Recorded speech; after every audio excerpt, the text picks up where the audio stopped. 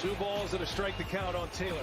Urías fires, swing and a drive, deep left field. It's his way back. Walk the ball. Chris Taylor.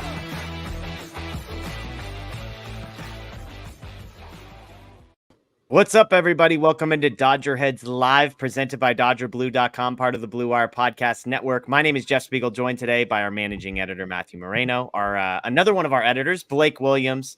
And before we get into baseball, let's just start with this. I know you guys are both in California. It's a crazy weather day as we record this. A tropical storm has hit, so prayers with everybody that is kind of in the heart of that. I know much of the coastland is kind of seems to be on the fringes and just going to get some rain. But Matt, I'll start with you. Everything good? You're sort of a little bit closer to Orange County. You all good down there?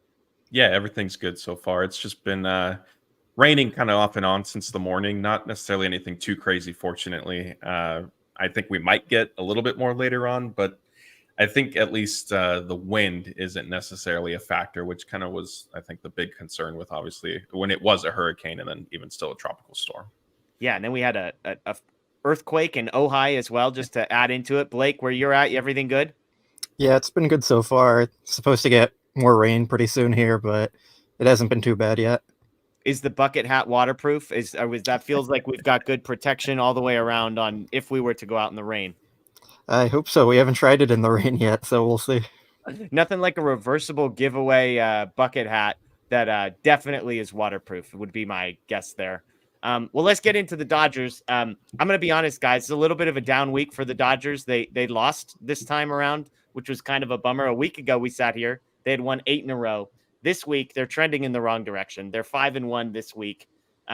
However, for the yeah but crowd, of which I know there is at least one person on our show tonight, they did sweep the first place Brewers and then took 2 out of 3 from the Marlins, who are just a game out of the wild card. And that was after losing 2 of 3 for the Dodgers. The team is now 76-47. They have an 11.5 game lead in the NL West. They're on pace to win 100 games, which we all hemmed and hawed over the over-under at the beginning of the year, which was like 94.5. They're now on pace for 100. They have the second best record in baseball. That's the other new piece here. They're tied with the Orioles, and they're just 4 games back of the Braves for best record. If you're a psychopath and want to start talking about magic numbers already in the middle of August, I believe their magic number is 29, and that would 29 to finish as a top 2 seed. So that would be winning the NL West and having either the first or second best record in the National League, which would get them out of the wild card game. And that's the most important thing that they should be aiming for. So lots of positivity there, Matt. We're going to get into a ton today, but we'll just pause there. A great week for the Dodgers, all things considered. Yeah, absolutely. I mean, I've been on the show before and I said, whenever you sweep any opponent, like it's notable because sweeping series are difficult. And if it wasn't like every team across baseball typically is good enough to win one of, 3 or 4 games that they're playing in a matchup. So to do that against the Brewers was great. And then, to take 2 out of 3 against the Marlins, another series win, which at the end of the day, that's kind of what you focus on. If you're the Dodgers, have been several players and Dave Roberts have always said, win series and just kind of keep moving along. And especially when you factor in, the weird day that ended up being Saturday with the doubleheader, because obviously, the weather was coming today on Sunday. And, they finished their homestand on a strong note. It was their longest homestand of the season and they dominated at home, which I think the Dodgers have historically done. And this year's team was a little slow out of the gate to do so. And now they've kind of taken off in that regard. Blake, we joked a week ago that you were quick to point out that they had been beating teams that weren't very good. They sweep the Brewers, who are in first place in the NL Central, which may or may not mean something to some people. I'm not saying the Brewers are the best team in baseball, but there aren't very many that fall into a category of very good baseball teams if the Brewers aren't in there. And then I would say the Marlins, in some ways, were an even more impressive series given the performances having to go up against Alcantara and Yuri Perez. So Blake, for you as sort of the skeptic in the group, does this week kind of put any of your concerns to bed, or are you in the same place you were a week ago? I'm definitely more confident in them moving forward. I think it's hard not to be. They've answered a lot of the questions that we've kind of had throughout the year. I still kind of feel like they're behind the Braves just overall, and I think most people would kind of agree with that, but it's definitely a team that can compete in the playoffs and potentially win a World Series, and that's kind of the main goal here. So they're definitely outperforming expectations, and that's kind of what we were hoping for this year. So it's been pretty positive overall. So other than the Braves, Blake, I'll poke here a little bit. Other than the Braves, is there anybody ahead of the Dodgers in the bucket hat power rankings? You could maybe throw the Rangers in there as a competitive team, maybe the Orioles, but the Dodgers are definitely in the top 4 or so. So Okay. it's hard to get too much better than that. Yeah. And I mean, look, at this point, all you've got to do, all we're worried about is the National League, because, whether they're ahead or below the Rangers isn't all that important until you get to the World Series, and then they'll have a week to figure that one out. But I'm with you. The Braves, look, that lead is down to 4. The Braves lost to the Giants today, may or may not have ruined a 3-team parlay for me. The other 2 legs comfortably victories, but the freaking Braves couldn't beat the Giants, gave up a run in the 9th, but neither here nor there. Dodgers 4 games back of the Braves. So that'll be a fun race to keep an eye on. Lots to get to today. We're going to talk Julio Urias and the run that he is on. We're going to talk Tony Gonsolin, some major injury news there, and kind of the Dodgers trying to figure out what they do from a starting pitching perspective moving forward. And then we're going to have a fun conversation about the MVP. Are Mookie Betts and Freddie Freeman being overlooked in that conversation? Acuna, a runaway favorite in that one. So that's all stuff we're going to get to. Michael, we appreciate the super chat, by the way. He said Braves pen and starting pitchers don't look top tier this year. It seems like the Braves in many ways are very similar to the Dodgers. Would you say that's fair, Blake? Like they kind of have the same strengths and the same weaknesses? It's probably fair, but if you compare run differentials, the Braves are just kind of running away with it. Like, yeah, they've been outplaying everyone. I'm trying to pull up the numbers here real quick, but it hasn't been too close from that perspective. So the Braves are plus 212 and the Dodgers are plus 143. Yeah. So like that's a pretty big difference. And their pitching is definitely worse than their offense. I think we all know the Braves offense carries that team, but it's hard to argue with how much they're outscoring opponents throughout the year. Yeah, I mean, even just looking at the breakdown of that, they have scored 30 more runs than the Dodgers and have allowed 40 runs fewer. So they're scoring more runs. They're allowing less runs.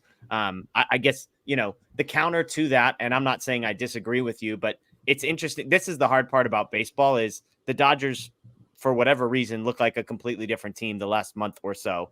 And so looking at big picture numbers, I think are really, really helpful. And I think that's where you should start. And that should probably inform like 80% of your opinion. I'll be curious to see where those numbers end as the season goes on, because, look, and we talk about the Dodgers being on a heater. Look, the Braves have won 8 out of their last 10. So it's not like the Braves are cooling off here, but Michael, we appreciate the super chat there. And again, folks joining us on YouTube, on Facebook Live, thank you so much. If you want to do a super chat, we'll stop what we're talking about and get to it. Otherwise, if we've got some time at the end, we do have to cut this show a tiny bit short before the top of the hour. But if we do have time at the end, we'll get to some questions and stuff there as well. But before we get into the individual stuff, guys, I wanted to kind of ask a big picture question here. And I think you two, in many ways, are the perfect people to ask, because I think there have been varying degrees of skepticism. And I'm not putting you two in the same bucket here. But what are realistic expectations for the 2023 Dodgers is the question I want to get at. This started this year as a team that was scheduled to or projected to win somewhere in the ballpark of 94, 95 wins. And like I said, I think both of you took the under on that. I think I was maybe slight over, but 95, 96 was where I was at. So it wasn't like I was projecting 110 wins. I mentioned at the top, they've now on pace to win 100 games. They have an 11.5 game lead in the division. So have we gotten to a place after a disappointing offseason, a disappointing trade deadline in the moment, and yet now, Matt, I'll start with you. Like, is it World Series or bust for the 2023 Dodgers? Again, despite all of the skepticism about the last offseason, about how they didn't go and do more at the trade deadline, or, hey, you win 16 out of 17 or whatever they're at right now, and it's just World Series or bust no matter what? I historically am very much, if the team didn't win a World Series or a championship, like in sports in general, if it doesn't, win a championship within reason, if it's a perennial contender, which obviously the Dodgers have been for several years now. However, this season for me personally is definitely not World Series or bust. And, okay, my expectations when the season going into the season, even though their off season was underwhelming, interesting, whatever you want, however you want to describe it, I still felt like, okay, like this team has set, World Series expectations. And then we saw them play and we saw all the injuries and we saw players struggle. And so I sort of reset my calculus as just I came on here and I said, like, I don't think this team is good enough to win a World Series. Getting healthy, the trades, players performing maybe back to the level of expectations. I see this as a team that can win the World Series. I'm not necessarily expecting them to, but I would no longer be like fully, if you'd asked me in, let's say, May, even June, would you be shocked if the Dodgers win the World Series? It would have been a resounding yes. Now I won't necessarily be quite as surprised because I have seen enough of the talent there to, if this team gets hot in October, I don't want to say only, but you only need to win, 11 games, right? Like, yeah. Look at the stretch they just went on. So they're capable of doing it, but what I still sort of remember, like you still need to kind of work, the bullpen is it going to maybe regress back to what it sort of was or close to that? Is everybody going to keep performing well? Stuff like that. So it's not World Series or bust for me this year specifically. Blake, I'm going to come to you. You were a guy who, I don't know how serious you were when you said that the Dodgers should have been sellers and not buyers at the deadline. You said they had no chance of winning the World Series based on the talent that they had on the roster, that it was a disappointing roster. But it sounds like, to your credit, that you're buying into the gritty Dodgers here a little bit over the last couple of weeks. So for you, like, is the expectation still, like, if this team makes the World Series and loses, is that a failure of a season? Well, I don't think I said they had no chance to win. I just think I said it wasn't a very good chance at the time. Okay, so fair. For some clarity there, but it's kind of hard with the Dodgers because I feel like this year specifically, I kind of agree with Matt where, like, if them just making the playoffs feels like an accomplishment, and I wouldn't be totally surprised if they end up winning the World Series now, but just among the fans and the players and how the Dodgers have been run for all these years, it feels like every year is World Series or bust. Like, the playoffs are just kind of the expectation at this point. So when they don't win the World Series, like, no one cares what they did before. Like, if you look at last year, they had a historic season. Like, only 3 teams in history were better than them in the regular season. But then they lost in the playoffs and no one cared at all about that. So I think with this team, there's always a level of World Series or bust to it. And I think that's the consensus among most people. But also just kind of considering all the factors this year, how they weren't very aggressive in the offseason or at the trade deadline, or didn't really make any big splashes. Like, I think you have to give them some kind of credit just for them not being specifically the top World Series favorite this year like they normally are. So if they make it, like, I wouldn't be totally shocked. If they win it, I wouldn't be totally shocked anymore. But I'm still not totally expecting it either. This is stock trending way up in Blake's mind. I would not be totally shocked if they won the World Series, were the words that just came out of this man's mouth. And I love to hear it, Blake. I love to hear it. Well, like last year, I expected them to win the World Series fully, and I think most people did. So it's just a different feeling. Like, there's been multiple years in the past where I felt like this is their year, they're going to win the World Series. Yeah. But this year, it doesn't have that same feeling. Like, I still believe they can be a good playoff team and win the World Series, but it's not that same feeling or expectation that they've had in previous years. Yeah, I think I'm kind. Oh, go ahead, Matt. Sorry. I think, what Blake says, like, reminds me of kind of what I brought up earlier this season is basically, I think for the Dodgers to win the World Series, like, a lot of things have to go right for them, more so, I think, than in the past, because I don't necessarily, the top end talent is obviously there. We're going to get into, Mookie and Freddie specifically, but really, like, their platoons and all that stuff, like, are really functioning and performing at, like, upper echelon levels, right? So it's just a matter of, is that going to, does it need to stay at that level for the rest of the season? Not necessarily, but then as long as it does in the playoffs, then okay. But what I'm not sure of is, will it continue throughout? And so again, like, what it comes back to for me is, because I think there was a drop off in talent with this roster compared to other years when there have been those World Series expectations. Yeah, a lot of things need, in my opinion, to go right, and that's where I feel like they're really fighting an uphill battle on top of the postseason already being a little bit of a crapshoot to begin with.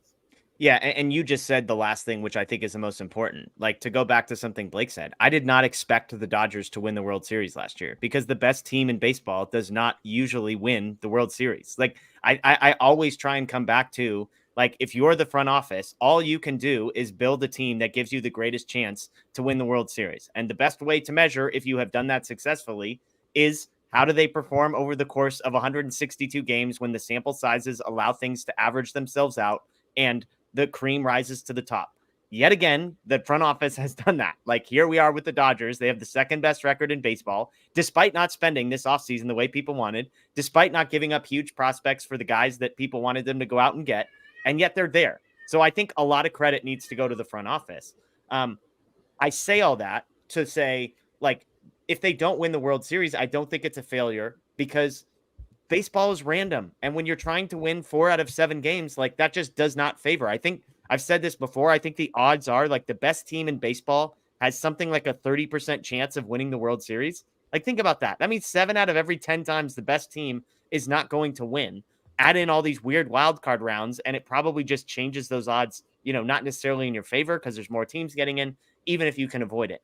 All that said, if I'm a Dodgers fan, I'm disappointed if they don't win the World Series. Like, that's the expectation that the franchise has set and the goal that they should be striving towards. Like, we should never, as a fan base, be content with, well, they were really good this year and they gutted out like a 5-game win in the division. And, hey, we made it to round 2 and that was great. Like, I kind of exist in this weird tension between two things that feel like they are at odds with one another, where the organization needs to put the team in the best situation, the best chance to go and win a World Series. Like, they should not be building only for the future. They should be building for the now and for the future. I think they've done that successfully. And to your point, Matt, if these platoons keep working, if the guys that they've brought in, Ryan Yarbrough, Lance Lynn, continue to pitch well, then I'm going to say kudos to the front office for building a team that, to both of your point, is more than capable of winning the World Series, that we would not be surprised if they go out and do win the World Series. And I think that's kind of all you can ask for. So I know that sounds like it's a conflict of things. I'm saying on one hand,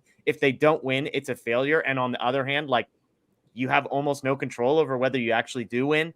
And so I think that's the weird tension I at least sit in as a Dodgers fan. I'll sum it all up by saying this. I think this season, the trajectory we're on is an unequivocal success. If they win the division by more than 10 games and finish as either the 1 or the 2 seed in the National League, I will have no disappointment in this team as far as a regular season. Matt, I see you're nodding your head. You agree? Yeah, I definitely agree with that. I mean, like I said a minute ago, this team has already exceeded my expectations. They've played themselves into a position where I could see them winning the World Series, where a couple months ago I wasn't. I very much was like, hey, like, I don't see this happening at all. Like, literally everything was going wrong. I mean, not to, I think this can be a conversation for another time. I don't want to completely focus on this for the rest of the show. I disagree, though, a little bit with, I think the Dodgers have figured out how to build a very good regular season roster where they're maximizing platoons and all that. Yeah. And that works in the regular season when you're kind of getting random matchups with different teams here and there. But the level of effectiveness, I think, to me, decreases a little bit in the postseason because you're running into, for the most part, top end starters, top end relievers. You're not really getting that 5th guy that maybe you're catching, on a Sunday afternoon at Dodger Stadium type thing. So I think there still is a little bit of a disconnect in that sense. And honestly, still for me, give me a team full of all-stars again. Like, I would rather have that than, banking on a lot of young guys needing to, hit their projections. But yeah, this team specifically, credit to the front office, credit to the players. Like, they've definitely have improved, and they've convinced me at least. Blake, I want to end out the segment. Are you bought in now? Are you a believer? What's your sense of believer here? Like, am I fully believing they're going to win the World Series? Not necessarily. Do I believe they're a good team? Yeah. Do I still have concerns? Yeah. Are they talented? Yeah. So, like, it's hard to just fully answer that without more context, but I mean, it's hard to argue with their recent results, and we'll see if they can keep it up moving forward. If I told you beginning of the season that we would be sitting here on August 20th and this is where the team would be at, like, how could anybody be disappointed, right? Right. I mean, I think some of this also has to do with the Padres being a total disaster. Like, we expected them to be at least competitive. So I can't say like I'm not happy about this result or anything, but I think there's also other factors here that have led to this. So, but Okay. It's good. All right, we got to 2045 before the but came in. So it's like, but the Padres. I love this super chat. Noah, sorry we're a little late on this. He said the rain that we're experiencing is the tears of the Padres and their fans. So the Padres, by the way, in case anybody was wondering, I know you all were, they're 7 games under 500. They're 18 games back in the division. One funny stat about the Padres, they have the fourth best run differential in the National League. They're plus 57. The Diamondbacks, who are ahead of them, are minus 12. So it just makes it somehow better that like the Padres probably are a little bit unlucky. And yet I love it. I love it. So there you go. Let's move on here and let's keep the positive stuff rolling here with Julio Urias, because I said a couple shows ago, Julio was the absolute X factor for the Dodgers and the way that this season was going to play out. I think I've made a bold prediction about Julio being good every single time we did bold predictions.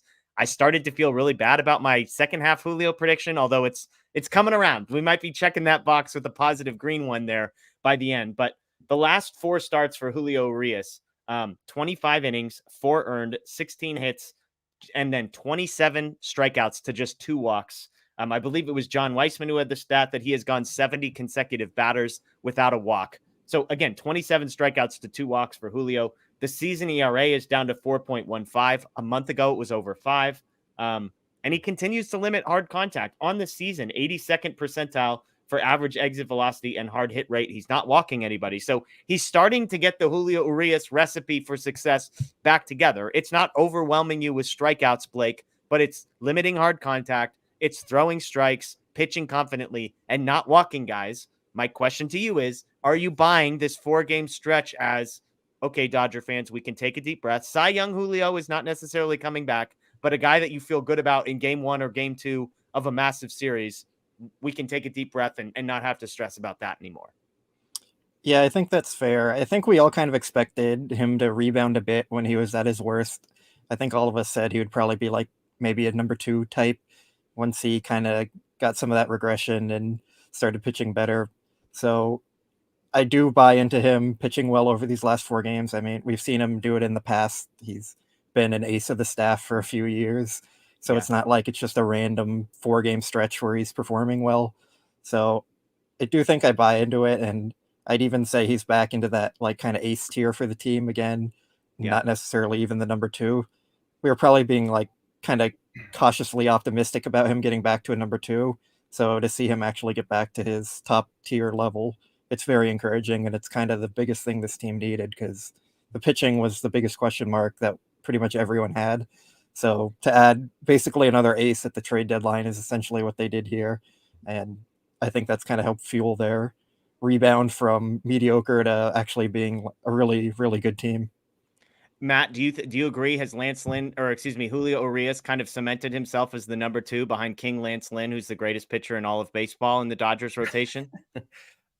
I mean, I guess I'm not sure about the order. I'll say Julio has cemented himself as a very important pitcher for the Dodgers, and I believe I had confidence for a while that he would rebound, but then honestly, coming out of the second half, still some of the inconsistency that we saw, some doubt crept into my mind, and I started to wonder, is this just going to be his season where he will have a very good start, maybe another good start right after it, but then potentially give up some runs. But I think now we've seen enough where this is kind of who we can expect him to be. He's alluded to like he feels healthy now. He's not really worried about mechanics. He's just kind of going out there and pitching, which makes sense. The less you kind of have on your mind, you're able to focus on your scouting reports and stuff like that. Probably makes it a little bit easier to perform well. But yeah, now I'm convinced now that he's essentially back, if you will, and the Dodgers needed it, like Blake said, because without good starting pitching, it wasn't going to matter if their lineup was averaging 5, 6, 7, 8 runs a game. Yeah. Now you said he's back. Is he back, Matt? No. Let's see one more start, and then we need one more start before we get the second, the all caps back ahead of the lowercase back.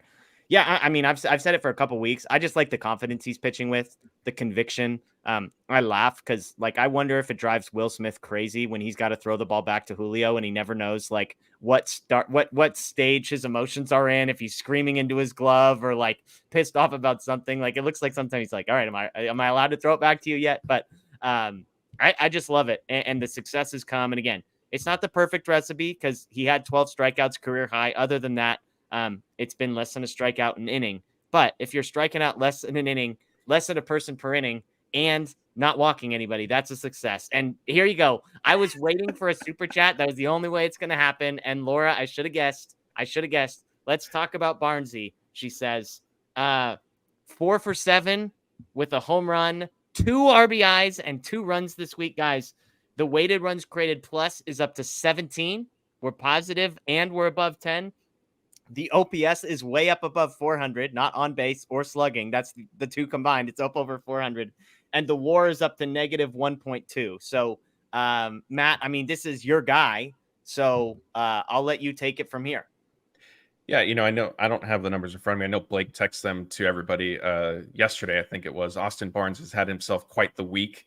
I think batting over 300, 3 days, something like that. Maybe 3 days. We should just keep it to 3 days. Last 7 games. Last 353, 389, 529, triple slash. And because I think Jeff made us talk about our past Dodger predictions, I think Jeff should have to give some credit here to Austin Barnes and say he was wrong. Real quick, 7 games or 7 days? 7 games. Games. All right. It's a little deeper. Once you get past the first few games, he's the best bunter on the team. I was taking a victory lap because I've been saying he should bunt every time he's up with the runner on base. So I actually think I'm the winner here, Blake. I don't know about that. The numbers are proving you otherwise. He's been one of the hottest hitters on the team. I will say, credit to Mookie for getting Austin Barnes some help and coming up with some big swings in the doubleheader as well, because there was a situation where, it seemed like the Dodgers were relying on Austin Barnes to do everything for them. And that's not fair. One baseball is a team sport and one player is not going to do it. And I do want to point out that, and I've seen Scott in the chat, he's been at the forefront of this 2023 Dodgers roster being the gritty team. And in terms of grit, I think Austin Barnes ranks near the top, if not at the top of the team. So he should be somebody that Scott and Jeff, you've bought into the grit, narrative. Yeah, grit. So, you guys should be championing your guy here, not, tearing him down. We got to redefine grit. If Austin Barnes is the leader of the grit, then we got to redefine, because he's not.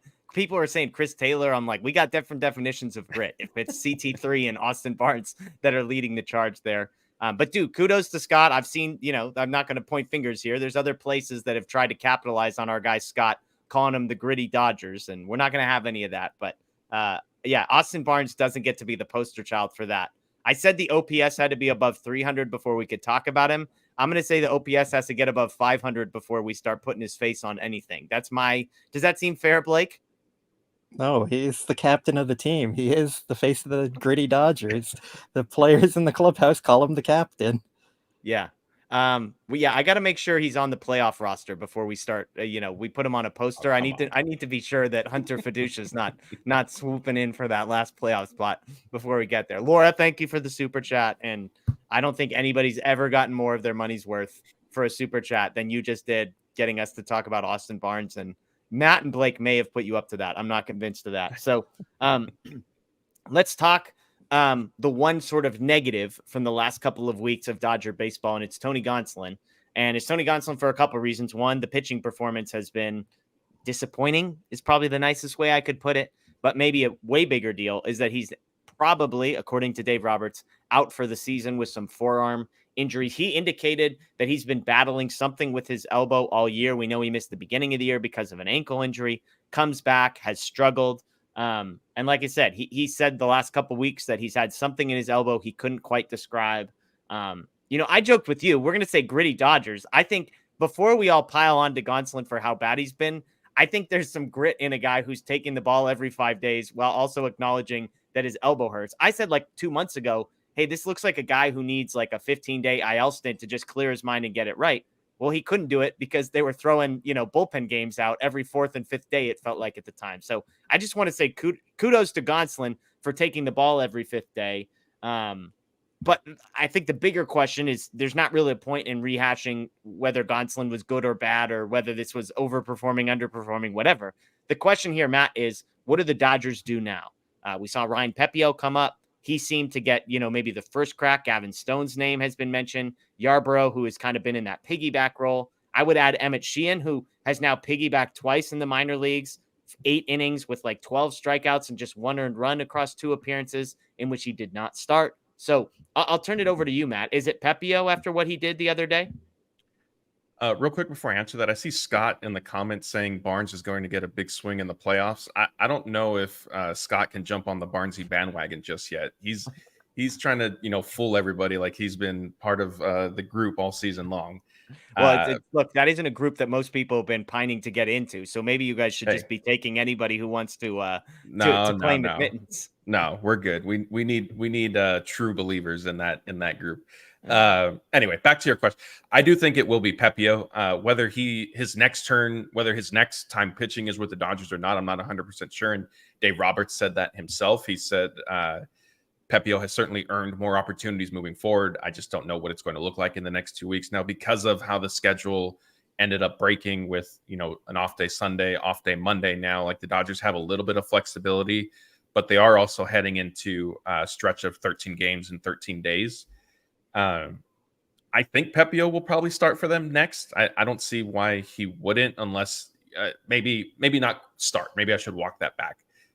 I could see another scenario where they have him follow an opener just to get him to build up a little bit more.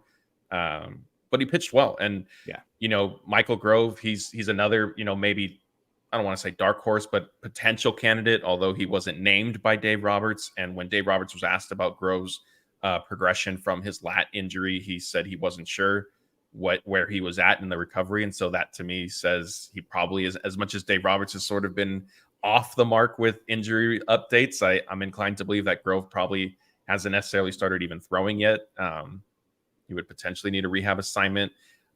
They seem to like Yarbrough pitching as a swingman out of the bullpen. So I don't. Who doesn't at this point? Jeez Louise. Yeah. So I don't see him moving into the rotation. So honestly, I do think it's Pepio's spot to lose. And, he pitched well in his season debut with the Dodgers, obviously. And will he always give them, the 4 or 5 innings with just 1 run allowed? Not necessarily, but I think, he has the experience at least. And if you go back to spring training, he already was looking much improved from what we saw last year. And so there's reason to believe that he could, hold down the 5th spot in the rotation in Tony Gonsolin's absence. Yeah, he was scheduled to be the number 5 starter coming into the season before an injury took him out of that spot. As I've said a lot, I mean, this guy was higher ranked than most of these Dodger pitching prospects that we talked about. He's still somehow a prospect because he hasn't pitched all that much. But Blake, 5 innings, 3 hits, 1 earned, 1 walk, 5 strikeouts. To me, the peripherals were even more impressive. 14 whiffs on 36 swings. That's almost a 40% whiff rate. He had allowed just 2 hard hit balls, 75 pitches. So the buildup was there. I can get into some interesting pitch stuff he did, but on the surface, this is kind of, okay, let's give this guy a chance, see what happens. And they can send him down without having to use up an option because he came up on the doubleheader day. So they could basically save the roster spot for a few days and then bring him back up just in time for his next start. But would Pepio be the guy that you give a couple starts to see what happens for, Blake?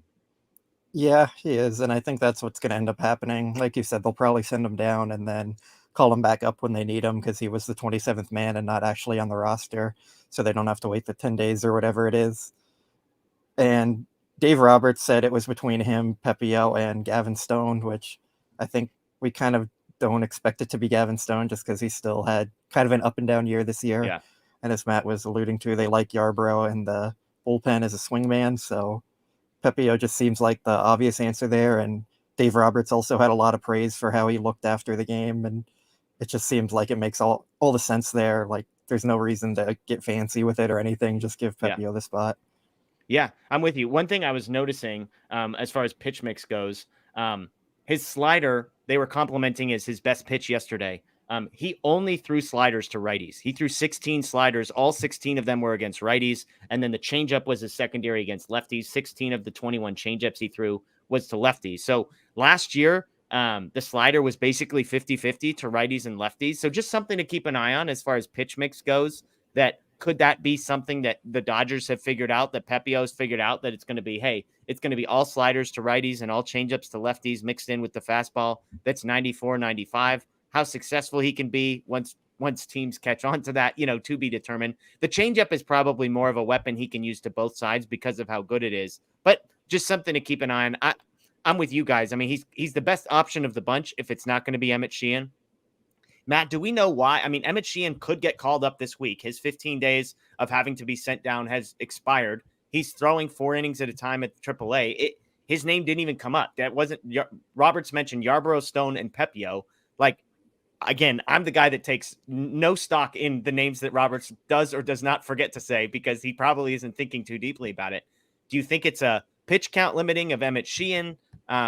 Or do you think, it's just going to be Ryan Pepio's? I was just surprised that Sheehan didn't get mentioned in the conversation.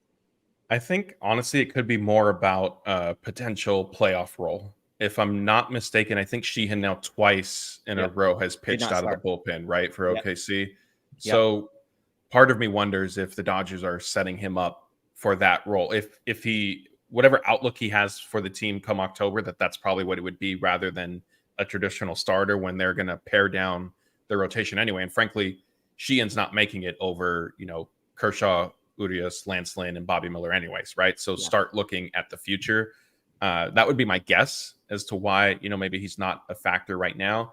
That being said, it wouldn't necessarily surprise me if maybe the first time Gonsolin's spot comes up, it does go to Sheehan so that Pepio can maybe make another start in OKC, stretch out to 5 innings or so again, 6 innings. I know he went into the 7th down there his last time, but that had been his longest outing this year. So maybe let him get another sort of regular full start of length. And then after that, he'd be ready to join the Dodgers.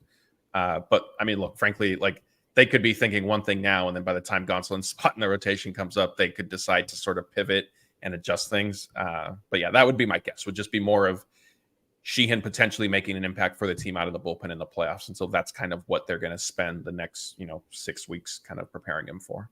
Fair enough. All right. Well, let's shift gears one more. Go ahead, Blake. They're going to need a pitcher on September 1st when rosters expand too. So that could be the perfect time to call up Sheehan and put him in the bullpen. Yeah. Real quick on that. I mean, rosters expanding. Is it Emmett Sheehan and Michael Busch grabbing those last 2 spots, assuming Pepio is up? Did Yanni disappear? Wow. From where? From he disappeared from Fangraphs leaderboards. I think I was trying to find out where he was, and I think they ran out of pages to find him on that. Hey, he's a 2-way athlete. So if the Dodgers need, if they want to try to get an extra pitcher as well, then Yanni could be the play. There you go. All right. Well, let's talk MVP. And this is a funny one because we were texting before the show and I said, hey, what topics do we want to hit? Dodgers, big picture stuff, Julio, Gonsolin, etc. And Matt goes, well, what about the MVP race? And I'm like, I'll go look on Fangraphs at DraftKings. I'm like, what are we going to talk about? Acuna's minus 600. You can literally bet the whole field at plus 400. You get everybody not named Acuna, 4-1 odds. Freddie Freeman, 6-1. Mookie Betts is 15-1. I'm like, what are we going to talk about? And then Blake goes, well, maybe look at the numbers. It's kind of closer. And to your guys' credit, it's a great point. Acuna is minus 600. And Matt, Blake, as I dig into these numbers, that's insane to me. And it's even more insane that Mookie Betts is 15-1 because I actually think as you could make a non-biased, very compelling case that Mookie Betts is a better player. I texted 2 friends who are not Dodger fans. I texted them a picture of my notes on this segment. And I said, what am I missing? And literally the only thing they came up with is narrative. Acuna hasn't won it. The Braves are 4 games up. I mean, I'll run through the numbers here and I'll let you guys go because DraftKings would have you believe that the MVP race is all wrapped up. But here's some numbers. Fangraphs WAR and Baseball Reference WAR both agree that Mookie Betts has more wins above replacement than Acuna this year. 6.4 both places to Acuna's 6.2 at both places. Freddie Freeman's at 5.9. He's actually 4th on Baseball Reference, way back at 5.4. All respect to Freddie Freeman. Like, this is going to be a Mookie Betts segment from me, just as a heads up. Weighted runs created plus, Acuna and Mookie are tied at 165. Freddie a tick behind. OPS, Mookie's in first place, 989. Acuna at 986, tied with Freddie. Home runs, Mookie is 34. Acuna 28. Freddie Freeman 23. The big difference, obviously, if you've been following, is steals. Acuna has 56 steals. Freddie has 16. Mookie 8. But that brings us to defense. Acuna is rated out as one of the worst defenders in all of baseball. He's in the 9th percentile in outs above average, -6 outs above average, 1 defensive run saved. I don't think defense numbers are perfect, but I don't think anybody views Acuna as like elite. On the other hand, you have Mookie Betts, who's arguably the best right fielder defensively in all of baseball, who is also playing elite defense at second base and pitching in at shortstop for a period throughout the season. Blake, I'll come to you first. Like, what am I missing? Why is Mookie Betts not like minus, plus 150? Why is he 1,500? 15-1 for Mookie to win the MVP?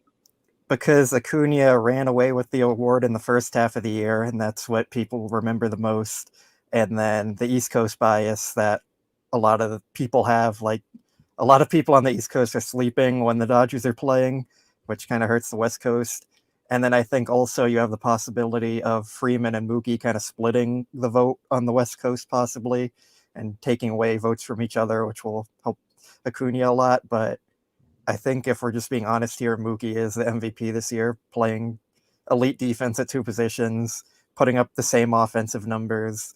He's just kind of done it all for the Dodgers. And I'd say the other case for him is, well, the Dodgers kind of didn't have the expectations like we talked about earlier. The Braves did have the expectations, and they have an amazing lineup.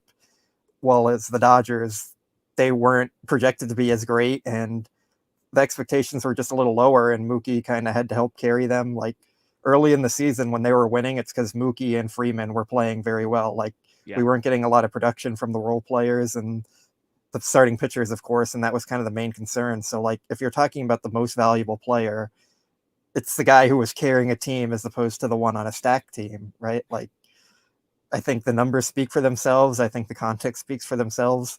Mookie should be the MVP, but there's a lot of bias that goes on in voting, and it's just what it is. Yeah.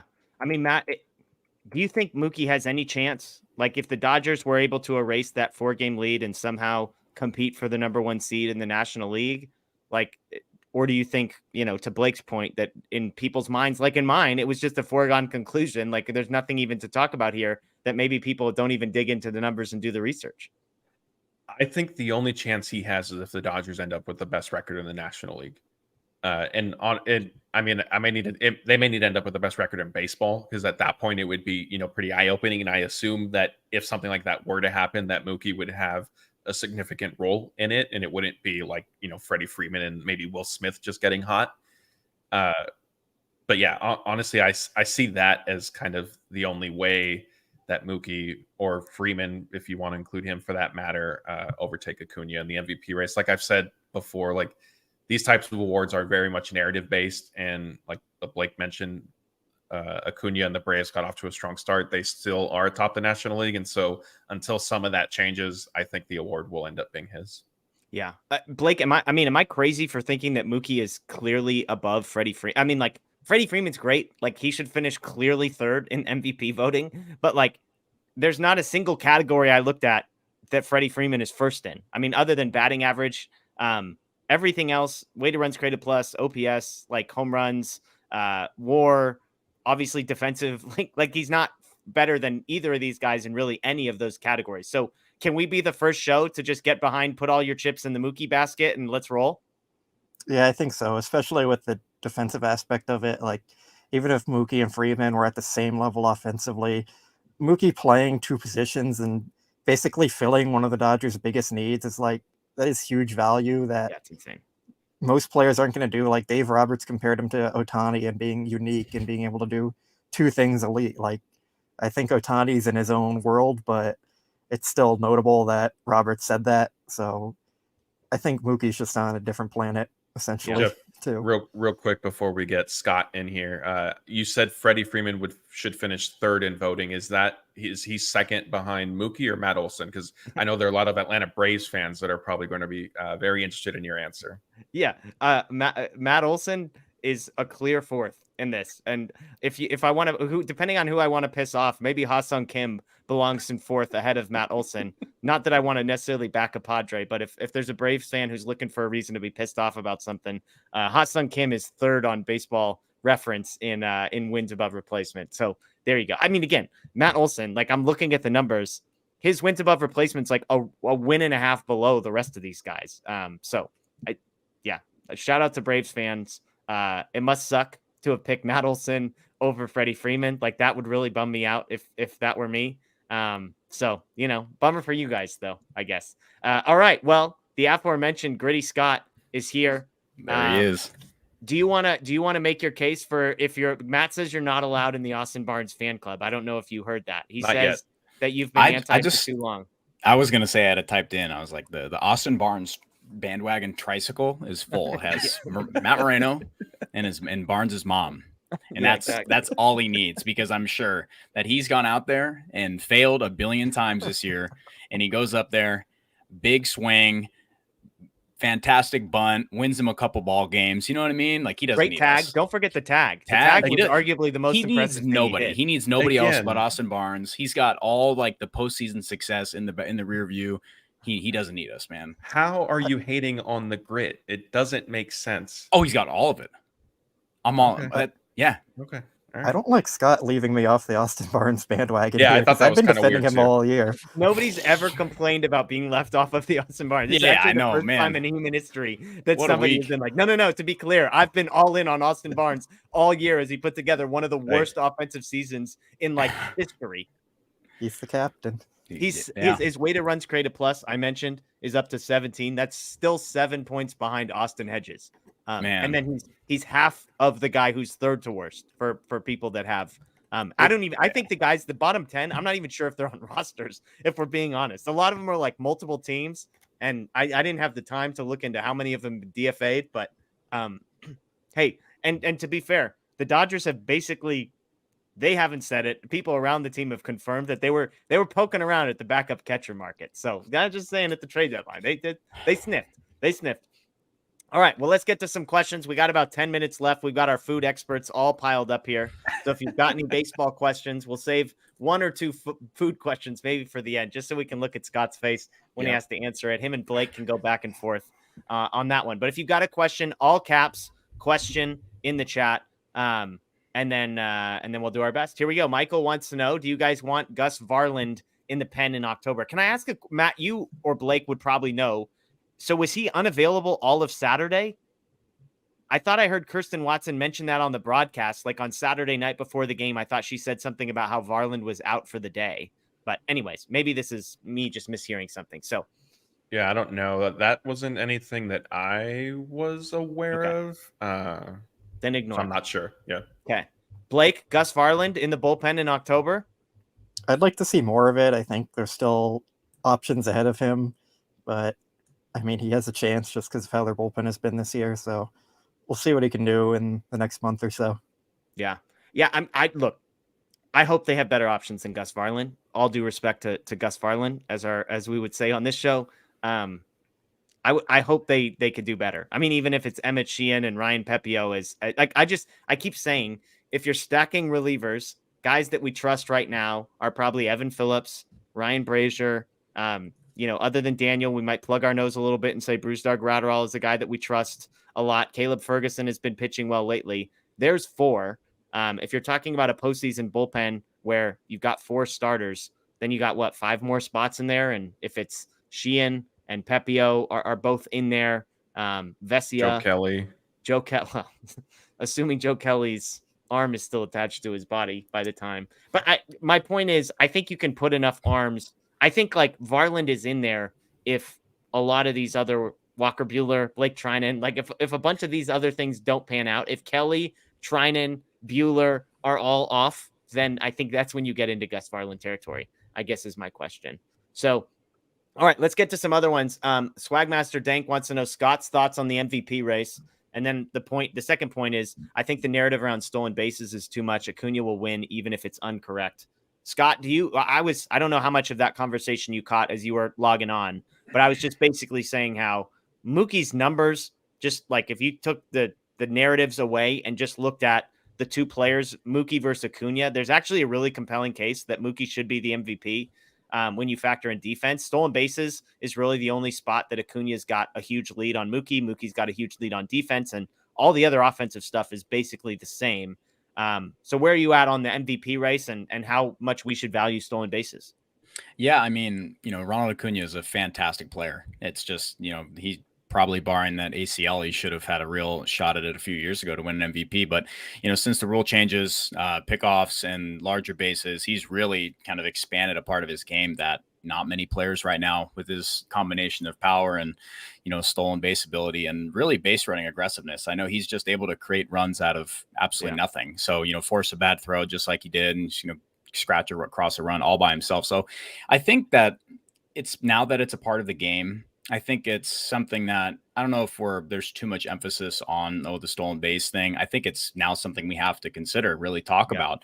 It's something Mookie, really doesn't do very much. But Mookie's, slugging at an absolute insane rate right now, playing multiple positions, plus defender. Ronald Acuna, for all the warts that defensive metrics has, it's nice to look at, but how much, what do they really show?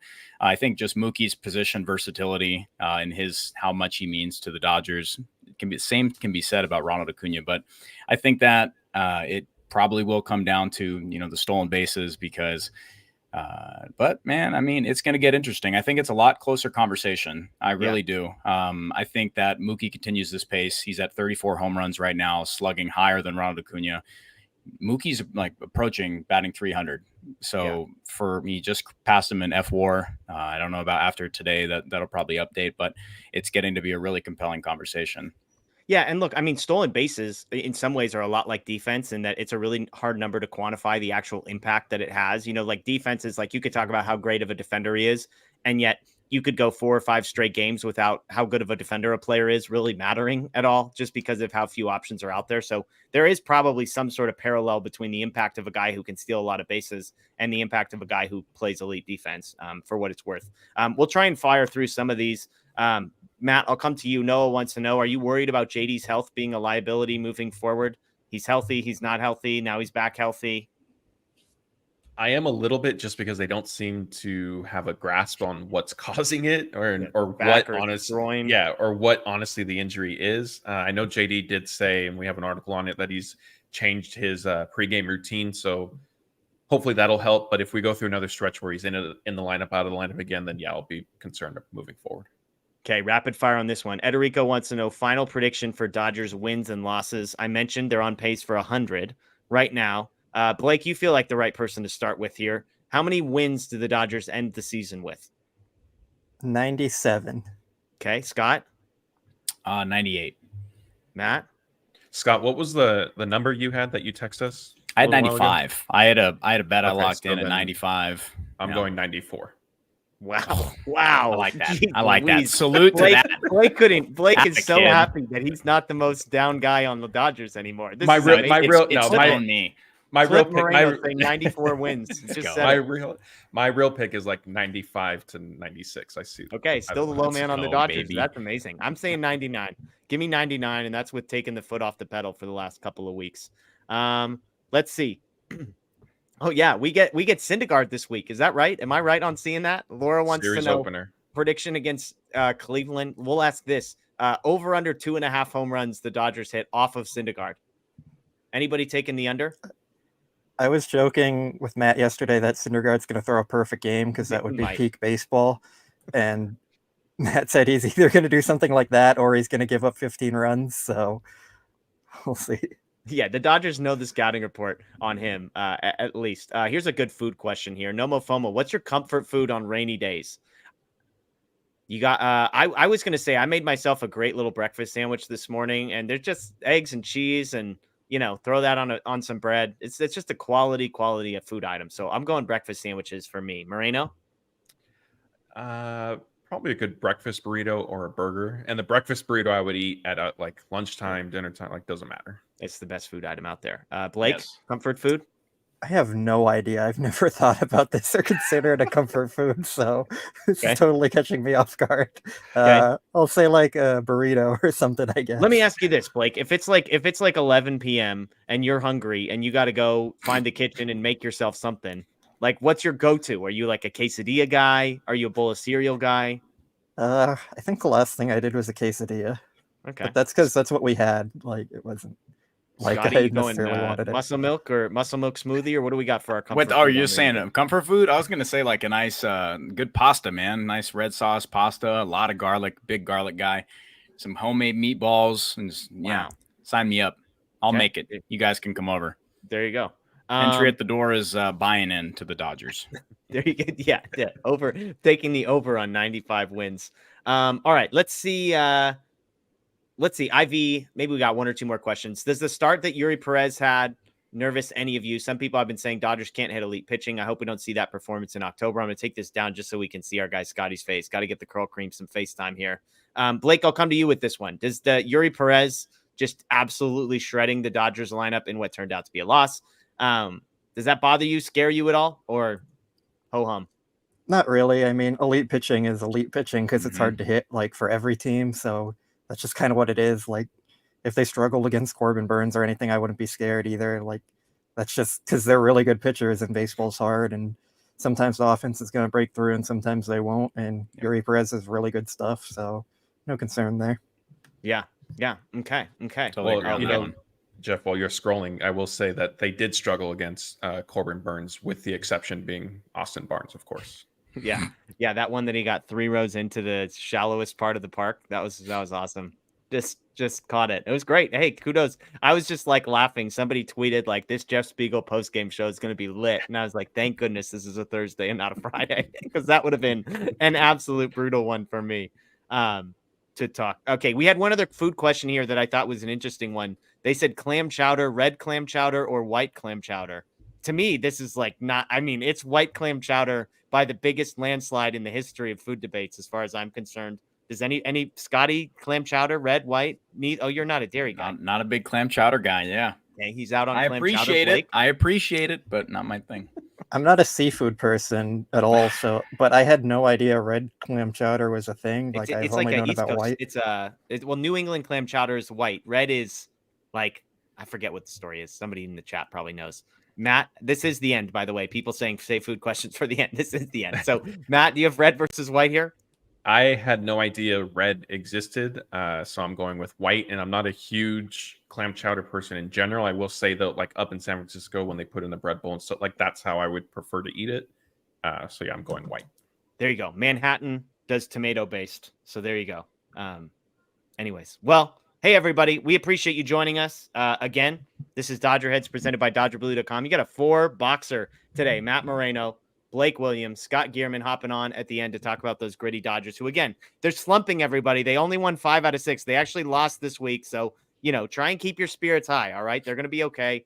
11.5 game lead in the division, just 4 games back of the Braves. Tons of great content, by the way, coming on YouTube this week. We've got a video with Justin Lorber breaking down his top prospects. I saw a couple questions we didn't get to about Diego Cartaya. Justin talks through whether or not Diego Cartaya is still the number 1 prospect in his rankings. That's interesting to take a listen to. And then I also got a chance to chat with a guy named Lance Brozdowski, who, if you're on Twitter and following some pitching stuff, he's really good on talking about pitch mix and changes and tweaks. So he came on to talk about what did the Dodgers unlock with a guy like Lance Lynn. And he had a great video that he had posted. I asked him about Ryan Brazier and why Ryan Brazier has been so successful for the Dodgers. So good stuff in both of those. So make sure you subscribe, ring the notification bell here on YouTube for that. You can check out all these guys writing on DodgerBlue.com. And again, thank you to all those listening to the podcast version as well. You can find that Dodger Heads podcast on Apple, Spotify, and Google. That's Matt. That's Blake. That's Scott. My name is Jeff. As always, enjoy the rest of your day. And of course, go Dodgers.